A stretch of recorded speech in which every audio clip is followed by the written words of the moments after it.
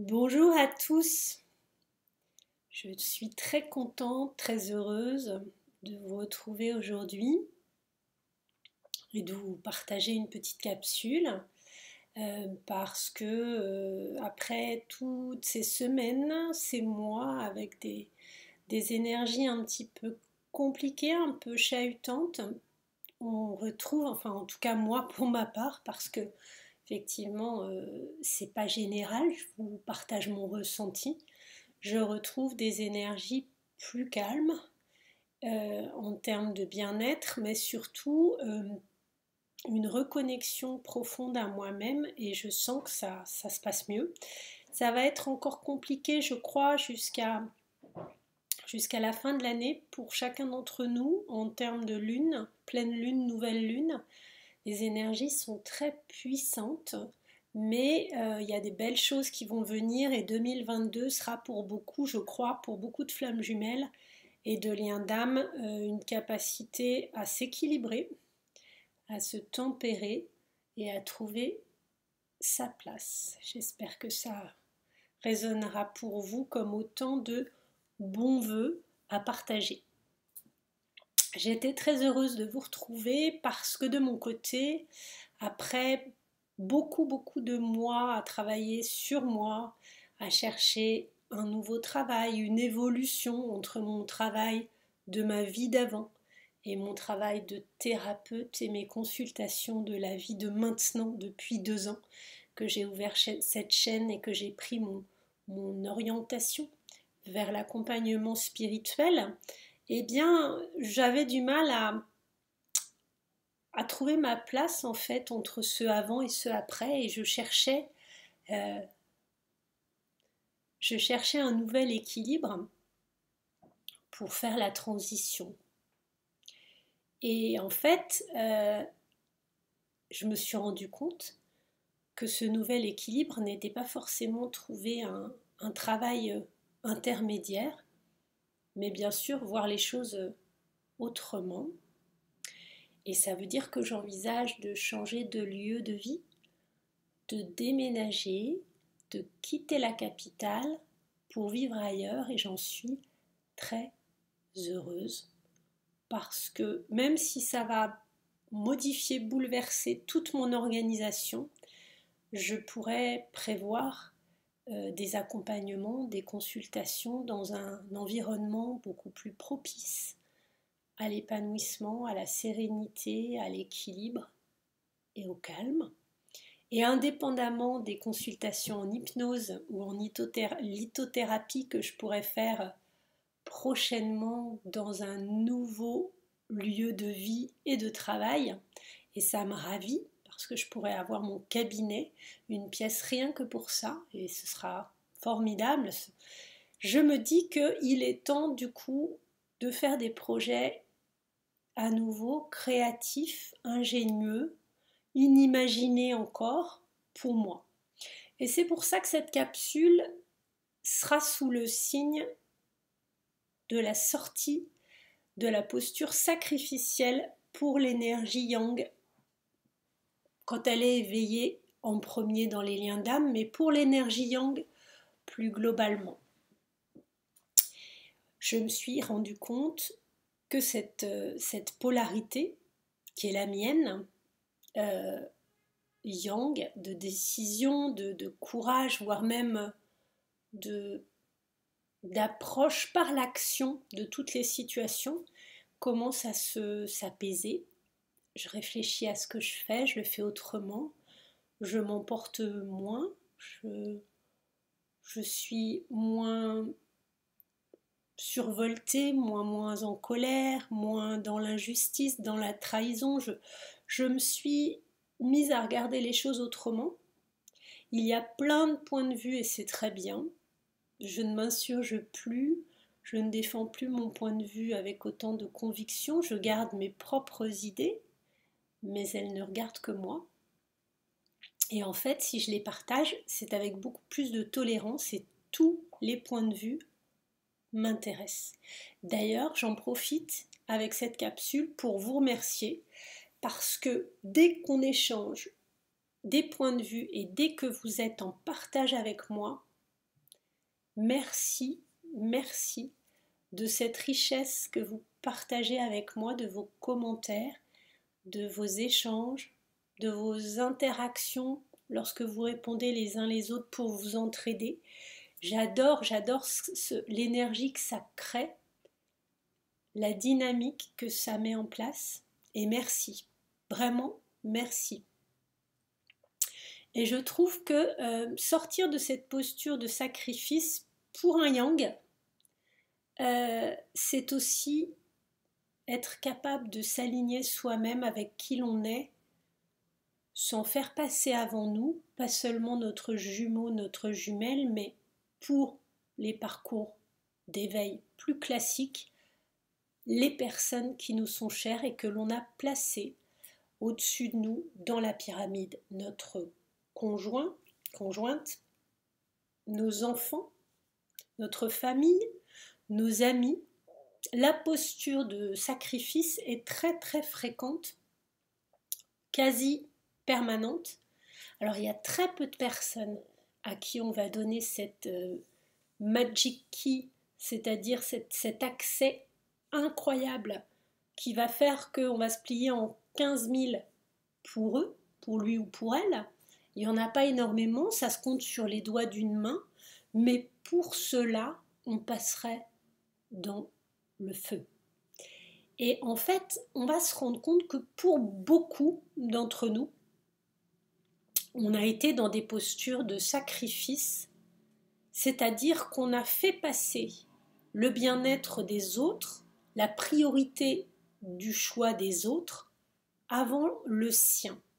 On n'était pas assez dans le respect de nous-mêmes et on était beaucoup plus prompt à se dire « Ah oui, mais je dois faire ci, je dois faire ça, il faut que je fasse ça. » Alors, déjà ces mots-là, ce qu'il faut savoir, c'est que dès qu'il y a des « il faut »,« on doit », c'est l'ego. L'âme aura toujours cette approche bienveillante de suggérer qu'il serait bon, que l'on pourrait, qu'il serait intéressant de tester ça ou ça, et jamais on ne doit. On ne doit rien, il n'y a aucune obligation, tout comme il n'y a aucune mauvaise posture, je le redis, ou mauvaise décision. Pourquoi ? Parce que on nous srine quand même très souvent qu'il y a des choses à ne pas faire, qu'il y a des erreurs, qu'il faut travailler, qu'il faut en baver, on doit, enfin, il peut être pas mal de se faire aider. Il peut être bien, intéressant de travailler sur soi, d'aller voir un énergéticien, une énergéticienne, une kinésiologue ou un thérapeute, une thérapeute, tout ça, oui. De prendre conscience de qui l'on est, de travailler sur soi, de se remettre en question et de se dire qu'on a des points de vue qui sont uniques. Ça commence vers l'âge de 6-7 ans, on appelle ça le cogito, je l'avais étudié en philo lorsque je passais mon bac. C'est l'instant où on se rend compte, en passant de l'enfance à l'adolescence, qu'on est la personne unique à vivre ça en ce moment, à voir par nos yeux et à être dans cette situation. Et de ce prisme-là, on va faire un diktat de vie qui est complètement généré par notre héritage de toutes parts, transgénérationnel, de lignée, peut-être d'histoire aussi avec cette empreinte de nos parents, du pays dans lequel on vit, de l'étape de vie à laquelle on est, enfance, adolescence, adulte, et quel stade de cette vie, et puis aussi là où on habite, si on est en Europe ou en Asie, ou même en Égypte, ça change beaucoup de choses. L'interprétation de la société, de l'évolution, du fait que ce soit très urbain ou moins urbain, a une empreinte très forte sur nous, et ce que l'on va penser va être imbibé comme un buvard de toutes ces choses-là. Du coup, lorsqu'on a la chance, et j'ai bien dit la chance, de faire un parcours d'éveil spirituel et de commencer à se poser des questions sur nous, sur les interactions que l'on produit et sur le fait qu'on peut tout à fait modifier notre posture face aux événements alors que les événements en eux-mêmes, on ne les modifie pas. Mais tout ce qui arrive, la manière de le prendre, là, on a la main.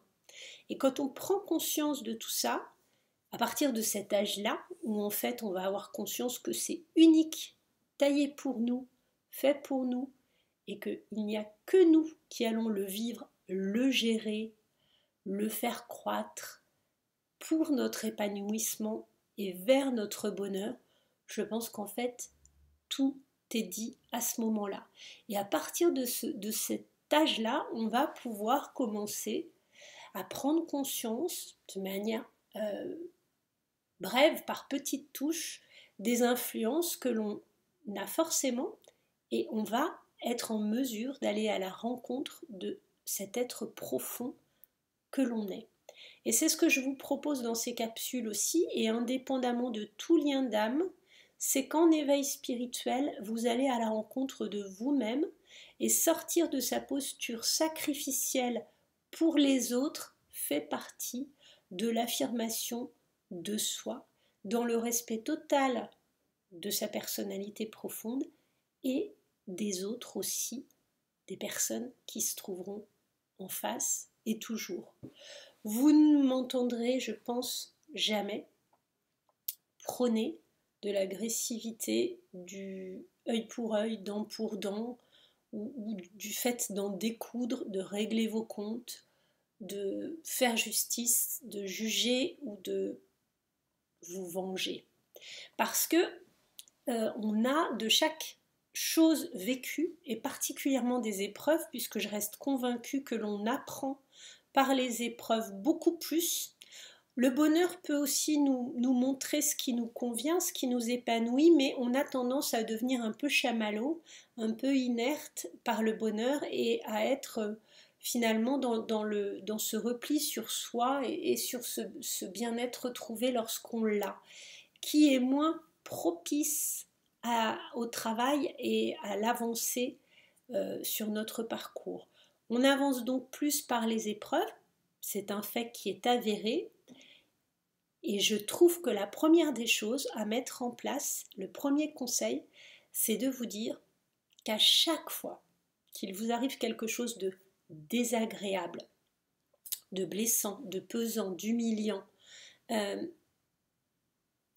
ça vous fait travailler.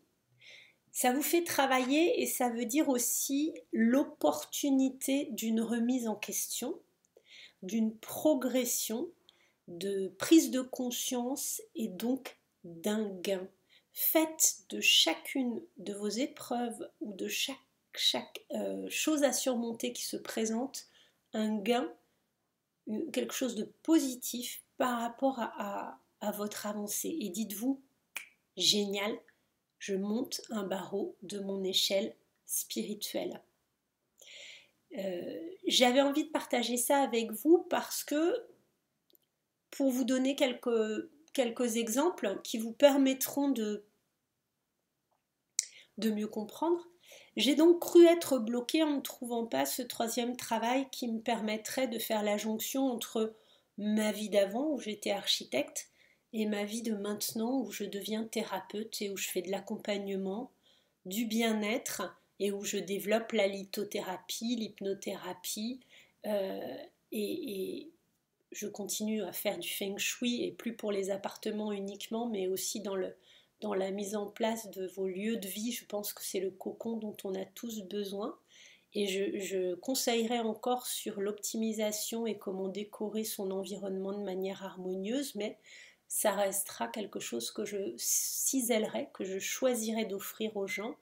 Et je vais commencer par le refaire pour moi dans un autre lieu. Et lorsque j'ai compris que chercher un troisième travail, si ça ne se mettait pas en place malgré beaucoup de démarches pour trouver un poste, eh bien c'était peut-être parce que ce n'était plus opportun pour moi Surtout que, ayant ouvert mes consultations sur Doctolib l'après-midi en thérapeute, je me trouvais à chercher un travail le matin entre 6 heures et 13 heures. Et qu'est-ce que je trouvais? Des postes de vendeuse en boulangerie, de vendeuse en légumes, pour des magasins bio ou des choses comme ça, puisque je cherchais aussi une résonance éthique à ma quête. Et donc, c'était des postes où on commençait à 6h30 le matin. Et petit à petit, les infos qui m'ont été données par mes guides et mes intuitions, ça a été que j'avais assez travaillé, que j'avais énormément travaillé en termes d'horaire et d'investissement, et que c'était pas nécessaire de m'axer vers ce type d'orientation. J'étais très surprise parce que je pouvais tout à fait aller sur les marchés et vendre des légumes, des salades, du pain, plein de choses du moment que ça rentrait dans les produits que j'aime consommer, partager et éventuellement vendre. Mais non, au bout de pas mal de démarches à ce niveau-là, je me suis retrouvée dans l'incapacité de finaliser ce projet. Et du coup, je tournais en rond chez moi, en région parisienne donc, et je voyais pas comment je pouvais résoudre les choses puisque mes revenus avaient baissé en supprimant tous mes après-midi pour m'ouvrir aux consultations, la possibilité pour certains d'entre vous de se connecter à moi. Je n'étais pas encore calée sur la fréquence de ces consultations et la mise en place se faisait petit à petit, mais ça ne me permettait pas en fait d'en vivre.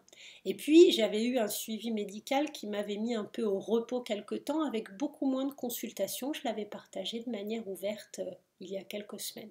Du coup, j'étais dans une forme d'inactivité, non pas physique parce que je reste assez sportive, assez impliquée, je fais du feng shui, comme je vous l'ai dit, mais du qigong, du tai chi, du yoga, du footing, du vélo, du bricolage, de la couture, de la peinture, du dessin, de l'écriture. J'aime la cuisine. Bref, j'ai beaucoup de choses qui se mettent en place indépendamment de mon activité professionnelle. Mais je me rendais compte que je ne rebondissais pas, ou plutôt, je ne rebondissais pas comme j'aurais imaginé rebondir. Et en fait, je me suis aperçue que c'est parce qu'il n'y avait pas de résonance et que c'était ni le bon moment ni la bonne route à suivre. Donc je me suis dit, voyons les choses autrement, et peut-être qu'il me faut quitter Paris, déménager, trouver un autre lieu et commencer ce projet ailleurs. Et là, j'ai eu cette sensation que tout s'alignait et que toutes les planètes étaient dans le bon ordre. On vient d'ailleurs de parler d'une éclipse très récemment, là, pour le mois de novembre, et la pleine lune du 19 novembre. Donc c'était un petit peu ça pour moi cette semaine et depuis quelques semaines. C'est-à-dire que j'imaginais peut-être en fait récupérer un peu d'argent en vendant une partie de ce que je possédais, mais pas la totalité parce que je ne me voyais pas bouger vraiment et juste me donner du mou pour quelques années et rebondir sur le développement de ce travail de thérapeute. Et puis, ça ne se mettait pas en place. Et quand je me suis dit, je change de lieu de vie vraiment, et que dans ma tête, j'ai été prête quelque part de manière entière, en confiance et avec beaucoup de joie, à m'imaginer que je pouvais mettre tous mes meubles dans un conteneur et aller voir où j'allais habiter, trouver un espace pour moi qui après me permettrait de bouger. Quand j'ai été dans cette acceptation de cette dynamique-là, au lieu de ménager un peu la chèvre et le chou et d'essayer de trouver quelque chose que mon ego en fait me dictait, quand je me suis ouvert à l'éventail des possibles de l'univers et merci, je me suis rendu compte que je regardais mal, qu'il fallait que je fasse un pas de côté, comme je le conseille souvent, et que je revois les choses autrement. Et par ce biais, j'ai pu trouver d'autres réponses, de toutes nouvelles réponses qui m'ont placée dans un mode beaucoup plus positif, porteur, et tout a commencé à s'organiser de manière plus cohérente, harmonieuse et juste. Et je me suis rendu compte que j'avais pas besoin d'attendre, par exemple, que mes enfants, voilà, aient tous les deux un travail, soient installés, parce que je ne savais pas où ils allaient s'installer, pour l'un d'entre eux en tout cas, que je n'avais pas besoin d'attendre que mon jumeau se réveille, que même s'il était dans le coin, où que je sois sur cette planète, ça ne changerait pas grand-chose. Puisque l'éveil étant en cours, ça peut prendre des mois et en même temps, si on ne se retrouve pas, c'est ok, et si on se retrouve, c'est ok aussi, que je n'avais pas besoin d'attendre d'avoir travaillé toutes mes années jusqu'à ma retraite de mon premier travail pour m'épanouir, me développer dans un autre axe, que bref, ma posture de me maintenir dans un état qui avait été le mien très longtemps sur ma précédente vie n'était pas du tout utile, c'était pas du tout opportun non plus, et que je pouvais redistribuer toutes les cartes. Lorsque j'ai pris conscience de ça, ça a été un choc d'abord parce que je me disais mais comment j'ai fait pour ne pas le voir avant? Et en fait, participer à son propre épanouissement, à sa propre réalisation avec cette allégresse, cette joie, ce bonheur au fond de soi, c'est quelque chose qui est primordial dans l'épanouissement de chacun. Je ne peux que conseiller à chacun de trouver votre propre résonance et de vous brancher sur ce canal-là. Et ensuite, de voir les choses avec un point de vue très très différent, de prendre de la hauteur pour regarder un peu comment ça peut s'organiser, mais avec plein d'idées et partager éventuellement autour de vous avec des gens qui vous sont chers et en qui vous avez confiance. Comment est-ce que je peux faire? Est-ce que tu as une idée? Je t'écoute. Plusieurs de mes amis très proches m'ont soufflé cette option de partir et de vivre ailleurs. Et je bloquais, j'étais pas prête et je bloquais, c'est-à-dire que j'étais accrochée à mon appartement, j'étais accrochée à cette vie parisienne, j'étais accrochée à certaines choses alors que j'ai changé d'environnement, de niveau de vie, de salaire même, du coup d'activité. Et je ne vis plus du tout à Paris comme j'ai pu y vivre, avec une référence culturelle comme j'ai pu avoir, donc ce n'était plus adéquat. J'ai changé d'environnement proche, amical, parce que le changement de perception et mon ouverture du troisième œil et mon accès à une forme de spiritualité et de médiumnité a forcément modifié tout toutes les relations que je peux avoir et aussi ce que j'arrive à partager maintenant, qui est différent et qui est, je pense, avec une résonance de vibration changée. Et donc, je me suis dit, en fait, si je reste pourquoi? Et j'ai fait la liste des choses et je me suis dit, du coup, qu'il n'y avait pas de bon timing ou de mauvais timing, qu'il fallait juste être prêt, enthousiaste et joyeux de quelque chose, plutôt que d'en avoir peur, de le redouter.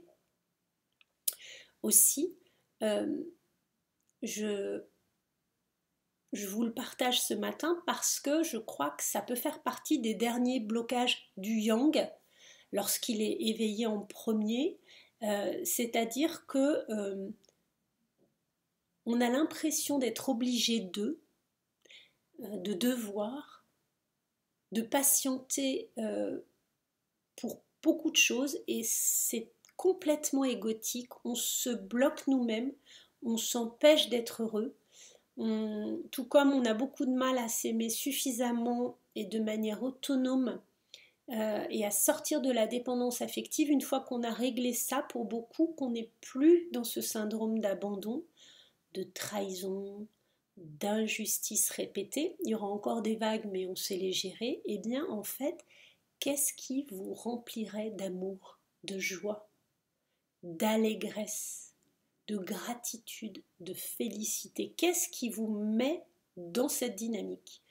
Et pour moi, ça a été, au lieu de dessiner des lieux de vie, prévoir des lieux de vie, harmoniser des lieux de vie, décorer des lieux de vie pour les autres, et si je faisais à nouveau un projet pour moi et ailleurs. Voilà pour ce partage de ce matin. J'espère que ça va vous inspirer, mes belles âmes, mes belles flammes. J'ai été très très très heureuse de passer ce moment avec vous ce matin.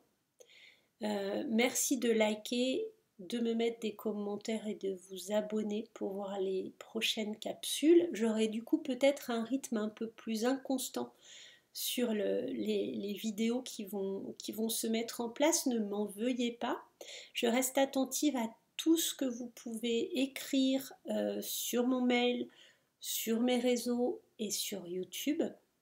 Je vous remercie pour toute cette bienveillance et ces partages et je vous dis à très bientôt. Passez une magnifique journée. Je vous embrasse tous.